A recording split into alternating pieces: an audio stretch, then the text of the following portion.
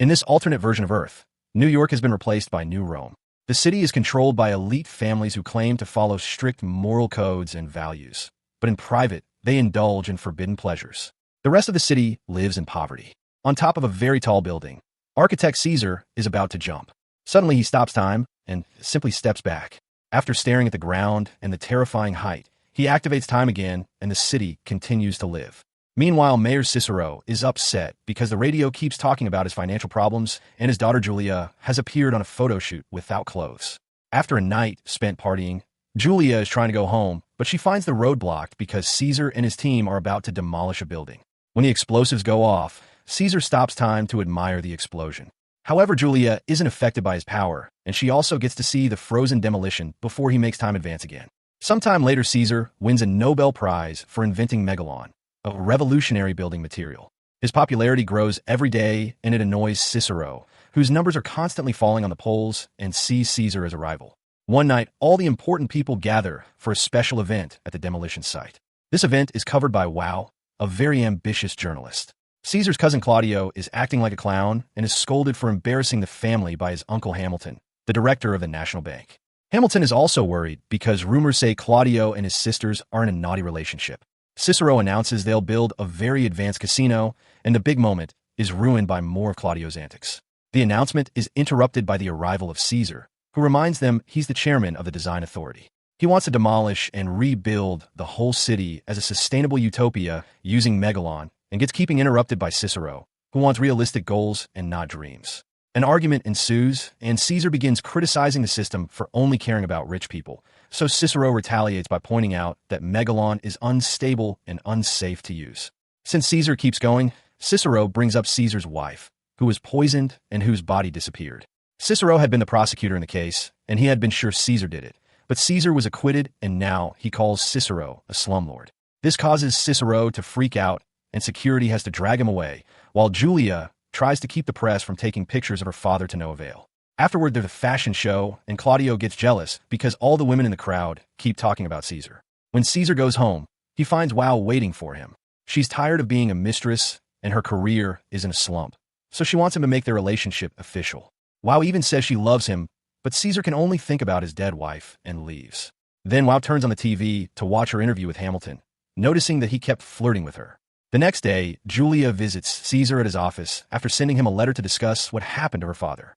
She notices that there are many empty bottles around, and even medicine, indicating Caesar isn't mentally well. Caesar doesn't like Julia because she's spoiled, entitled, and has no goals in life.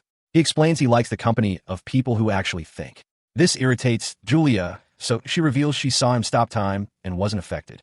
Now Caesar finds her interesting and shows her a model of his utopia, asking her to walk through it with her eyes closed. Julia sees people living a perfect life in harmony with equal opportunities for everyone and finally understands Caesar's vision, so she wants to help him. Later during a parade, Julia tells Cicero that she'll be working with Caesar, and Cicero calls her a traitor. He gets even more irritated when the cops pause the parade just so Caesar can cross the street on his car. That night, Julia reads all the files and articles about the murder case of Caesar's wife. She had been poisoned with an overdose of insulin, and the car had been found deep in the river. In the middle of the investigation, her body disappeared.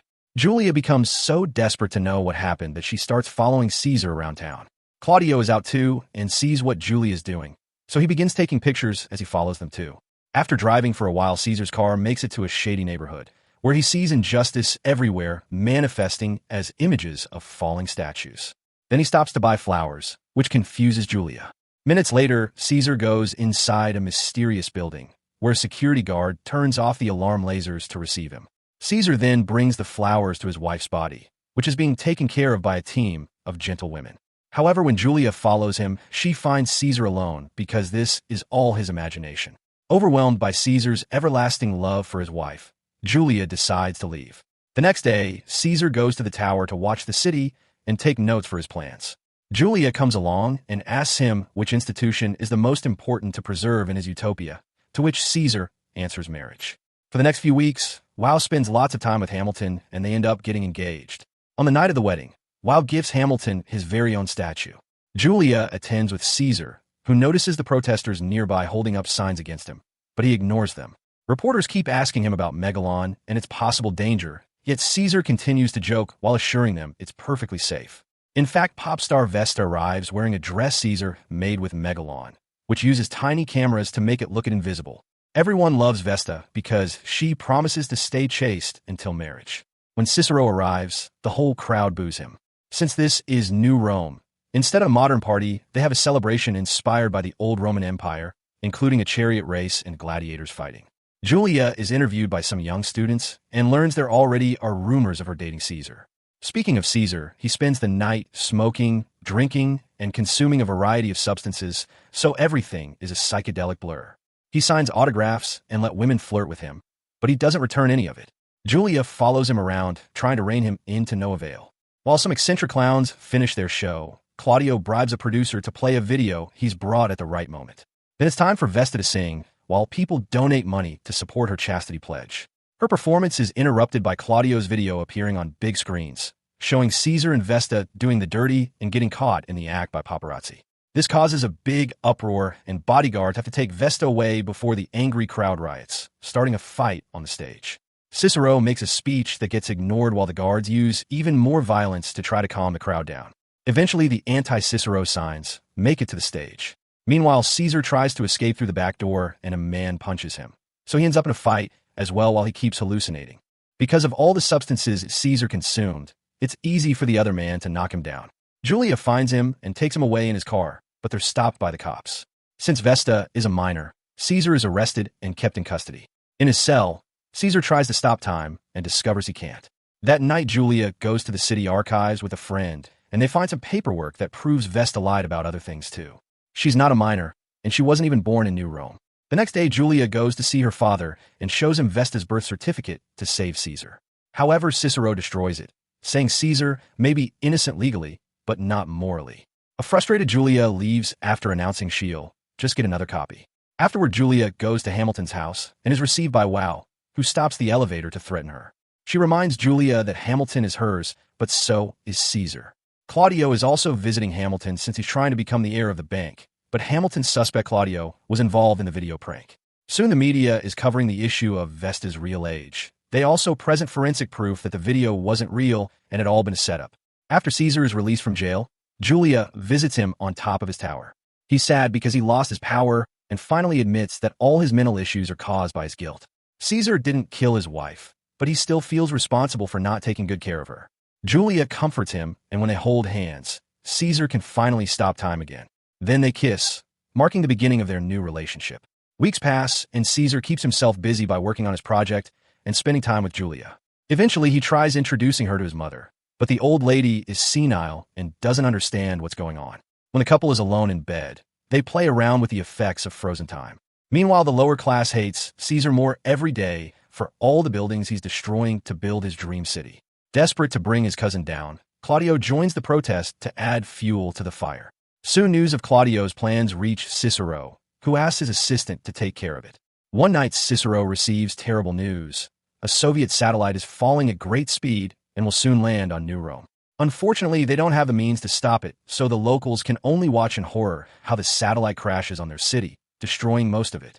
This terrible incident gives Caesar the chance to work on rebuilding the city without any obstacles in his way. He loses himself in his job, playing with time to try to look into the future and design the perfect utopia. After many days of endless working, Caesar is brought out of his trance by Julia, who announces she's pregnant. Caesar is very excited and wants to get married, but Julia turns down the idea, explaining that Caesar's conscience would never forgive him because he still sees himself as married to his dead wife. Sometime later, the couple invites Julia's parents to their new home, which was built following Caesar's advanced designs. Cicero and Caesar keep on arguing while playing cards, so Julia has to scold them like children. She uses that moment to announce her pregnancy, and her mother is delighted, but Cicero is upset and leaves without a word. Julia is left devastated, thinking her father hates her. In the meantime, Claudio continues to be the leader of the poor, inspiring them into more protests and riots against Caesar and his utopia. The man Cicero sent to stop him died during the satellite crash, so there's nobody to stop Claudio now. A few days later, Cicero visits Caesar to ask him to break up with Julia. In return, he offers a signed confession admitting that he had known Caesar's wife self-deleted, but he prosecuted Caesar anyway to get rid of him.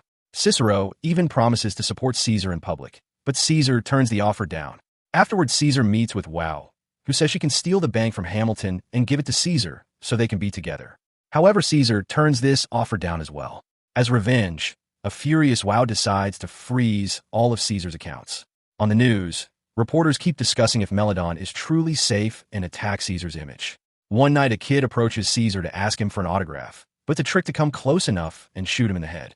For the next few hours, Caesar's mind is stuck in an endless hallucination. Julia immediately takes him to the hospital, and the doctors consider the option of rebuilding his skull with Megalon. Meanwhile, it's revealed that the child had been sent by Claudio's henchmen, but Claudio is angry because this incident has made Caesar look like a martyr. The procedure to fix Caesar's skull with Megalon goes well, but it'll take some time for him to fully recover. Julia comforts him after the operation, and while having painful hallucinations, Caesar shares what happened the night of his wife's death. She came home ready to announce big news, but she saw something that made her jealous, and she ended up self-deleting in the river. The poisoned thing had all been a lie from Cicero, who also hid the fact she had been pregnant. Caesar had tried to follow his wife out and saw her jump. Afterward, he discovered the principal behind Megalon trying to save her. As soon as he can walk again, Caesar goes to see Wow to ask about his bank accounts. Wow tries to threaten him, but Caesar removes his bandages to reveal the Megalon that now lives behind his left eye. An astonished Wow falls to her knees, begging him to take her back because diamonds don't mean anything to her if she doesn't have his love. The moment is interrupted by Hamilton, who's shocked to hear about the frozen accounts and promises to fix it, merely assuming it was a mistake on the paperwork. Sometime later, Wow and Claudio meet in private to do the dirty. Suddenly, the lights start failing, and Claudio explains it's caused by Caesar's systems using all the power. Then Wow reveals Hamilton asked for a prenuptial agreement, and she can't get the bank, so she wants to work with Claudio to do a takeover. She even cuts his hair to make it look more presentable. The next time Claudio meets with Hamilton, the old man is proud to see his nephew looks more like an adult. Following the plan, Claudio asks to become interim CEO of the bank to help with the family business. Hamilton is glad to make Claudio actually work and quickly signs the papers, only to discover the contract makes Claudio true CEO and chairman. Hurt by this betrayal, Hamilton starts freaking out and has a heart attack. A few months later, after the baby is born, Caesar and Julia get married in private during Saturnalia, which is this city's equivalent of Christmas. Claudio and Wow continue to work together, and Claudio convinces the board to remove Hamilton from his position in the bank. Afterward, Claudio gathers the rebels to start the biggest riot yet, which triggers multiple fires on the streets. The cops can't do much to stop them, so after Cicero makes a public speech condemning the citizens' actions, he escapes in the subway with his wife, Julia, and the baby. Even while holding his granddaughter, Cicero keeps on insulting Caesar, but he wants the baby to have a good future, so he finally agrees to support his son-in-law. Later that night, Claudio and Wow check on a veteran Hamilton, who has a bulge in his pants. At first, he pretends he's excited to see Wow, but when he removes the bedsheets, he reveals it's a bow and arrow. He shoots Wow in the heart to kill her, and Claudio in his rear multiple times as he runs away. Then Hamilton announces he leaves all his fortune to Caesar's city project. Meanwhile, Caesar appears in public and shares his vision of the future, explaining that his Megalopolis utopia won't have classes. Even those that lived in the shadiest part of the city will have a chance to work in progress, because every human being is a miracle. The crowd is touched by his words and realizes they've been fed lies by Claudio. Soon they find him and his henchmen and hang them for revenge. By New Year's Eve, the Megalopolis project is complete. Caesar, Julia, and the baby join Cicero and his wife at the parade. While greeting the fans, Caesar is shocked to see his mother in the crowd. When the New Year's countdown reaches 0, Caesar and Julia kiss to stop time, but their daughter is not affected. Make sure to subscribe and turn on notifications so you can watch more videos like this. Thanks for watching.